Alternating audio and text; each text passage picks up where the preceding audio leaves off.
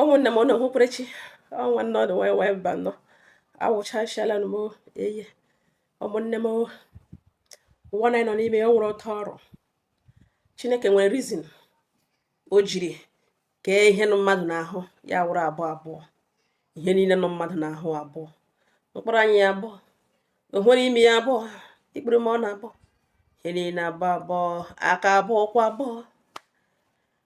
n'ihi na ọ ma na datina ha abụọ needed each other push life otu akwa ka ọ dị na di na nwunye enwere di nwe nwunye majority of ihe niile mara mma Chineke kere ọ gbara abụọ abụọ enwere reason for that ọ bụrụ na ị nọ ngalugbe na enweghị ndị Igbo si ọkụkọ chefu onye fọrọ ya ụdụ n'udo mmiri tai mmadụ eme were aka tinụ n'ọnụ ikpughe eze ga-ekọ ya wụrụ mkpụrụ aka na-efe dị o jokwara njọ jọgbu udere na njọ ọzọ dị ka ibe ya wee wụrụ ọ bụrụ na ị nọrọ n'elu ịnọkwatala ịnọ n'elu nwanne gị ahụ gị na-ekwa ọgbaga gị na-ekwa achụga uze nọzi n'ala ma ịrụhụ onwe gị n'elu enweghị ihe ọjọọ mere mụrụ nwanne gị ga-ese mba na ya nọrọ ebe ahụ na-enwezi n'idizi ya enwe ọtọ ọnọdụ shi bugharịa gị hụ onwe gị n'ala ya nọrọzie n'elu nna anụrụkwa ebe chigụ na ụwa ngada nwere ọ bụ otu ọ dị ka ị hapụ ịnọ n'ala gị file na simple I'm sorry because isla ya gbaghara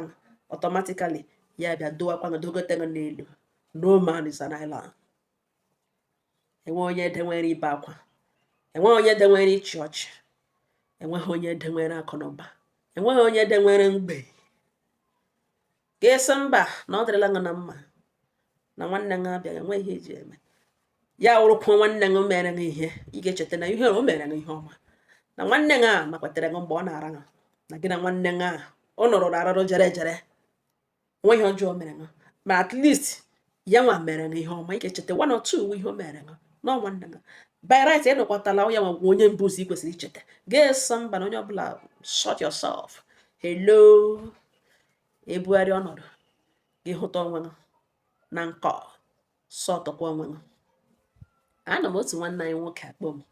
si m nwanyị mba na m lekiridela ihe mege ugbu ene chọkwa ewe were gbotowere ụmụnne anyị ka ha were mụrụkwa akụ na mama ya na papa ya bi na-enweghị nsogbu ọbụla amụọcha ha na mama ya mụrụ ụmụ nwoke 3 before papa ya a ga-atọ side chick ime asa ọ ga-alụ ya ga-alụ ya mpa ya wụghị onye nsogbu ha yi ọdị ya ga-alụọ this lady kpekpute mana mama ya ka na-atụ ime ọ bụrụ na mama ya sef adịla ime nwunye nna ya ka abụọ adịkwuone ime ha ga-emụ mụọ the same week na ya nwa jiri 1 week to that her half brother nwunye di mama ya mụrụ ka mama ya mụọkwara nwa ahụ mụcha na ọ gwụla naanị that boy ka mama ya mụrụ ọ bụrụ na mama ya nwere ọrịa shuga ndị ka ike ya bidariawa abụrụga asọ ọrịa shuga eburuga n'elu asọ ọrịa shuga mama ya nwunye di mama ya because mama ka ya awụghị onye na-enye nsogbu mere na nwunye di ahụ jiri nabata ọtụzighị mama ya ụjọ ọ bịaghị bịa sọwa ya oyi rada ọwụ gbaghara m ihe ọkpụ n'ọnụ tiri ya nwụọ cheke mgbe ọ nwụchara today ọ trọsgidere mama ya to the extent o werere nwa ahụ ọ mụrụ si na ọ bụrụ na enweghị ihe mere na nwunye di ekpọrọ nwa ya zụọ ya ebe ọzọ maka ya ọ iji gosi ụdịka ịdị mma mama ya dị ya ka mgbe ọ na-anwụ ya nwụọkwana mgbe ha dị 2 years ya dị 2 years ha brọda ya ahụ dịkwana 2 years ọnwụọ ndị mere na ya bịa ịkpa ya wụ na mama ya gwa ya dat na ọ sị na ha kpụrụ nwa ya nọ ji aka zụọ ya mana ọkwa na ha chọrọ ikporo na aga na asị nwata agala omere na ya no problem because of ha na ọ bụ okporo ga-azụrụ ha so oke ọ bụrụ ihe nwanne ha nwaanyị kwuru no problem kpatara na mama ya jiri zụọ this boy erezi ha niile together na ya na this boy na-abịa wụrụzie eke nta ha wawụzi last born ọ ya ka mama ya zụgidere nwa nọ ha na-atọ a na-akpọzi ha ejima n'ihi na ha yiri papa ha a na-akpọzi ha ejima the same height the same ihe ha ị ga-ama na ọbara mpa ya shiri ike ebe ọbụla ọ tụrụ ime onye ọtọ ọṅụ ime ọ ga-eji ọbara ya gbanwe oshi a ga-ama na ọ ya nwa mụrụ nwa a na-akpọzi ha ejima ha eto together ya na ya na-eri n'ori n'otu efere ha ya na ya bụ na-agba katapọt ya na ihe niile mma ya na-azụrụ ha na tutu rezie ha. This boy eto mgbe ọ bịara bịa eto, nwanne mama ya abịa sị na ya bịa ka ya mụọrọ ya ahịa, ya ga ebe ahụ gaa mụọ ahịa ahụ na from ịmụ ahịa ya na ya bụ ọ na-ekwekwe na-emekwe ka nwanne until ya enweta opportunity mụcha ahịa ahụ lọta. Nlọta ọ lọtara agwa ya echenjie, ọ bịa gwawa ya na egburu mama ya egbu, na egburu mama ya egbu, na ya adịghị happy ihe o kwuru n'ihu mama ya, n'ihu ya na n'ihu ka etoro n'ihi na ndị ka ọzọ apụchala. Ọ na-ekwu datin na egburu mama ya egbu, na onye ọbụla gburu mama ya na Chineke nna in fact na ka emechagodo ka ya maragodo what to do. Mama ya ele ya, onye ọbụla elekọrịta onwe ya esoro ekwuwechi asị eji mma ya hụrụ ya na ya bụ tụkọtara si ya na elekwa ihe okwekwere ihe onye kwere ka ọ gasị gburu mme ọgwa ya si ya hold it there na ya chọkwada nonsense biko ya hụ na a poison on the mind ya n'ọrụ onwe. Ihe ọzọ information ọzọ enwetara na ọ gala South Africa n'ọzọ ebe ọ nọ nọga ebe ahụ nọ ebe ahụ years na ya nwa alụ ọkpụla nwaanyị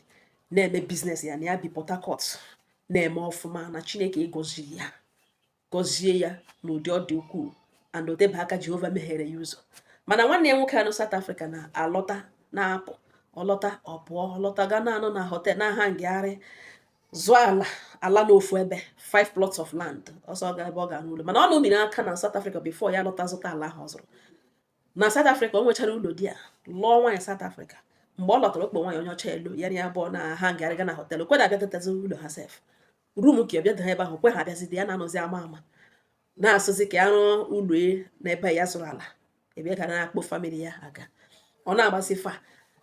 ọ ya ka ya nwetara di ya na ọ lọtara one certain time ya gbara shi Port Harcourt lo gakwuru ya si ya na nwanne ya sị na o kwekwela ka onye ọjọọ mebiere ha ịhụnanya ha ji ya na ya bụ jiri too. Na mama ya dịka akụkọ kọrọ ifu na ụmụnne mma ya si na ọ diabetes ka mama ya rịara na mma ukwu ekwe na ọ diabetes gburu ya na ọ ma na diabetes mgbe ụfọdụ ọrịa ahụ na-eme na agbụrụ na ọ mee investigate jọọ ọfụma na o doro ya anya na ihe ya ọkwụ gị na mmadụ just sit down na-akọrọ ya ihe na onye gburu nwaanyị gburu nwa ya dị 2 years ga-akpachakwa nwa erugbuo the boy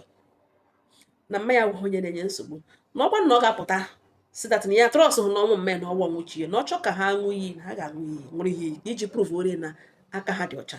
na mama ya zụrụ ya na o chefule soso na mma ya gbuchaziri ya bịa zụkwa ya nye good life na enwere ihe mere ya na-eme akwa ya na ya na-erikọrị n'otu efere na enwere ihe mma ya zụrụ mma ya na-azụ abụọ because ha tụrụ dịka ejima na o chefule soso na ya lọtara ịbịa bịa jụọ ya sọ gịnị nwe ihe wụ the problem. Ọgbawa ya na ya bịa ichetara ọnwụ mma ya na ya gara ahụ ya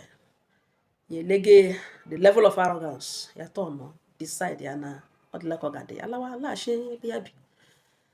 And that time kwana ya gbaga mbọ ihe eji na-emekwere ihe ka ole mere ya ga-atọ n'obi ya ka ọ karịa na ya long ka ya na ya abụọ gawa na South Africa ka ya chọọ n'ụzọ ya because that time enweghị otu ọ dịrị ya ọwa ọkọ ya atụ mejọsa ya oyi so na-ekwu okwu ala ọ zụrụ that time na-ekwura before ya mara kpụrụ ha nwaanyị South Africa mgbe ha na moto mgbe na plan ha laghachi ebe ha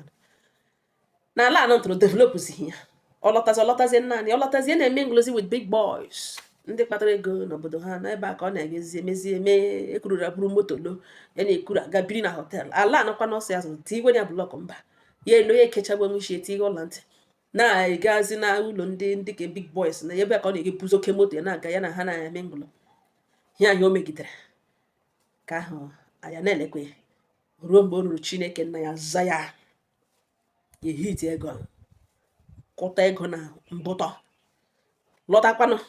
bịa zụọ ala ka suo ụlọ ya na mhụ dupu ya kụrụ na village na ya rụrụ ya ka ya gosi ụwa dat na onwe ya wuchi ibe ya rụọ ụlọ ahụ ọnụkwadị ọ nọ South Africa mgbe ya pịaga ụlọ a mana ọ ya believe na o nwetaga information ya pịacha ụlọ ya lụọ nwaanyị na ụlọ ya bi na Port Harcourt na ọ ya nwa zụkwara ya zụrụla dị ala rụọ ya nga ya ebi na ya wụla nlọdụ n'ụlọ ya rụọ ya rụpụta rụọ ya ọfụma rụọ guest house na mụ na n'ihe mgbe ndị South Africa apetaga zinofia buru mma chọwa ihe niile na-awụhụ South African na o rutere ha enyedịghị opportunity irelocate business ya. Nwaanyị nọ ntarakwa na nwaanyị South Africa ọsọ nwunye wụrụ ihe eserese wụrụ nwaanyị onwedoghị ego ekpe nọ na in fact enyedịghị opportunity ọ gbara ụsọ ndụ enwe ihe wụ ụsọ ndụ na ọ gbara ụsọ ndụ na ama gbagado drọg sef na ọ tachara ahụ na-emechazi n'ọnwa nka ọ lọta akpọ ihe ya na fonu kpọ ekore na anọja n'ụlọ na ọ lọtetaziri n'ụlọ hazi sọmbụrụ na-eburu lọta mgbe buru moto na-alụrụtezi ya na-aga elu elu na nke ugbo ọ gbaziri aka na ọ bịaziri n'ụlọ ha bịazie na rum ya bịa na ịgadi ya papa ha nwụkwala na mma ha na-ele mmanya na-ele elege ebewe jụwa esi so taa ka o shi end up ọ na-akụrụ mmere na ya eweli iwe na ya gbaghara ya na ọwụ aka ọrụ ekwensu na ndị ọjọọ bịara bịa poison wa mind ya this and that mmanya gwes na agụrụ na ya na mkpụrụ anya ka ya shigodo onye orie n'ihi na mmanya nwe onye obi mmadụ too much mmanya ga-eghe onye orie okericha baịgadị ya ọ ya ka ọ nọzi na rum ya nweta fon ya kpewe ya na nwanne na ya elokwere na ya nọkwa n'ụlọ nakwa na ya ga-agbarutekwa ka ya na ya abụọ nọtụkwanụ na ọ tekwele na ka ya gwakwana ihe ya chọrọ ịgwa ya ya sịrị ili ha sị na ya enweghị taịm ahụ na by then nwanne ya kpole ekore ya mmanya kpekwana ya gwa ya gwa ya nwe taịm na ya dị very busy na business ya ịjọs lọtawa like that nwe ihe mere na ọhụrụ ihe mege na South Africa ya sị esa aha na ya nụrụ otere saịdị ka ya sị ọ gwabazie na ọ dị whole South Africa niile ebe niile na enweghị ka saịdị ka ọ na-abịa kọbazie na ihe egburu di ya nwa obere na egbu egwu na egbuole Naijiria si di ya gwa ya na fact na ọ wọsọ ndụ ka ya gbara alụ na ya kelere Chineke ịlọtagodo na ndụ na ya nyere ya adreesị ka ya bịa na hụrụ ya na Port Harcourt na ebe na ọ ga-elule ya sị nsogbu na ya ga-etestịrị ya adreesị ka ọ bịa ya testịarịa adreesị ya were wụchashia na Port Harcourt n'ụlọ enyi na Port Harcourt na before ọ bịa ihe nụ bụ na visitors room no 32 inches television ya ga mara 55 inches hisense mount all there change the mattress mee ebe ahụ ya wụrụ dachi kọbagara esi anụ bụ ihe etizie esi ebe ahụ mejie ya because ya mana ọ bịacha ọ ya ka ọ bịara ya gwa ya sị mgbe ọ ga-abịa sị ngwa bịa mgbede ote mgbe ya ga na ya ọ bịakwanụ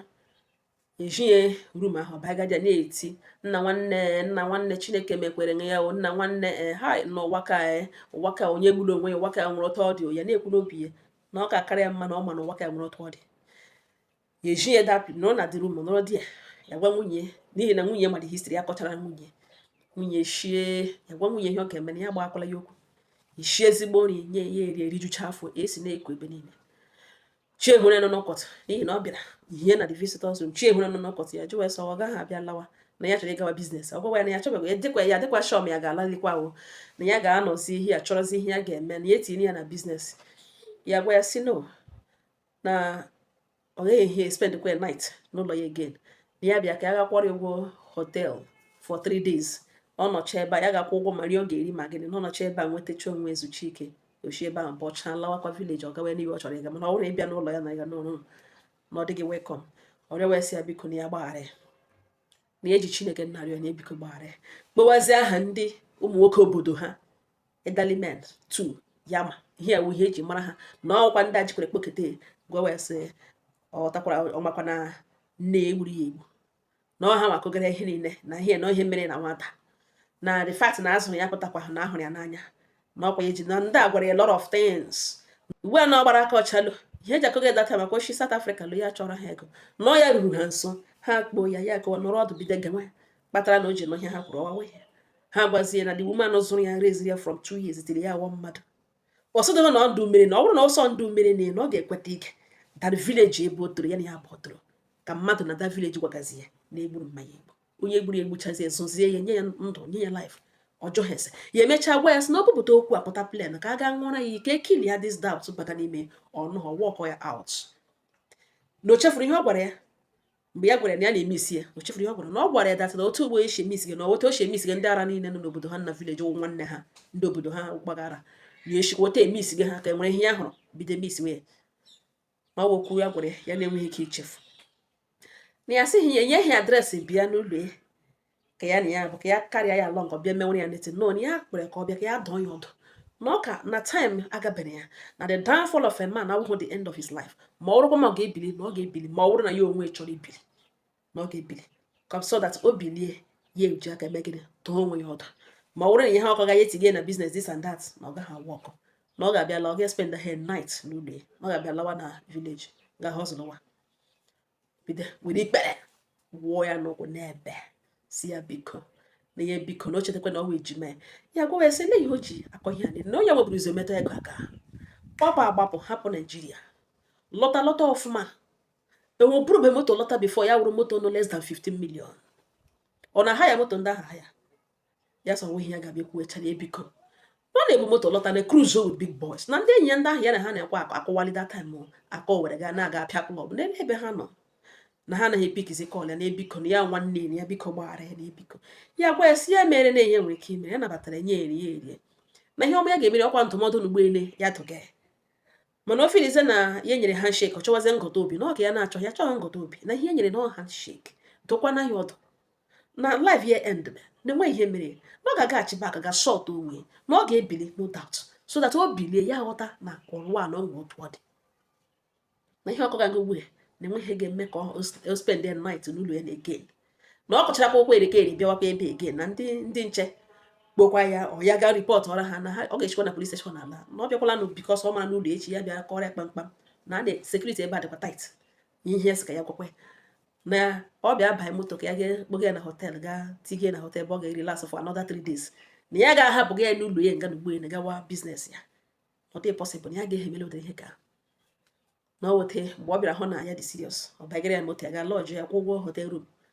3 days ochizi ebe ahụ bọcha na enwe ebe ọ nọ ozugbo mmanya kpoziri ya na ọ lọtala na ọ pụwa ahụkwara ya amaghị ebe ọ nọ na nwere akụkọ na ugbo towara ụmụnne n'ụlọ toledela akụkọ nụnụnụ ọkwa ihe a na-asụ okuko ichefu onye fọrọ ya ọdụ na udo mmiri ị nọrọ ngala ugbo na ogịnị ihe mmadụ megara ṅụ gị nọkwata ka ichefu chaa onye ọbụla a na-emere ihe ọma ya echefuo onye ahụ a na-aga n'ihu kama will always return that person back draw that person back na the worst thing ga-eme mmadụ n'ụwa ma mmadụ mere n'ihe ọma gị chefuo it may not happen that fast o nwere ike ọ gaghị abịa nso nso mgbe mana mmadụ emere ihe onye ọzọ na-aga emeliri nọ ihe gị nwa na-aga emeliri onye ọzọ somebody emere ya gị chefuo ịgazi ịla the person gị lawa ya ugboazị gị echeta soso na ndị dị otu a na-aga n'ihu ha na-ahụkarị onwe ha hafu wee ebe ha ga-ebe akwa regret ihwere anaghị ekweghị ịlaghachi bak bịa sị biko nyere m aka because gịnị ha werere mkpụrụ aka fidiri ha tapịasị ya tajasa ya ihe m na-eji mbụrụ ụmụ akụkọ ndị ote echi butere m ya mshi ote buru ya gbaje ọwụ ka ụmụnne anyị na-egerekwana ya na-emetụ ha n'obi cheki onwe m enwe onye mere nha ihe ọma ama m ihe onye ọzọ gwara m ama m ihe mmadụ na-agwarala m iji twist ọ gwawa m na ihe ọma ahụ o mere na orukwe ya n'obi na o ji azọ ha ụtọ mana o mere nha ihe mana ihe a onye ahụ bịara tru mgbe ị nidiri ya change your mind locate that person recognize ya ma ọ dị possible kpọọ ya ama m ihe nọ mgbe ụfọdụ emechara onye abịa gawezie side talk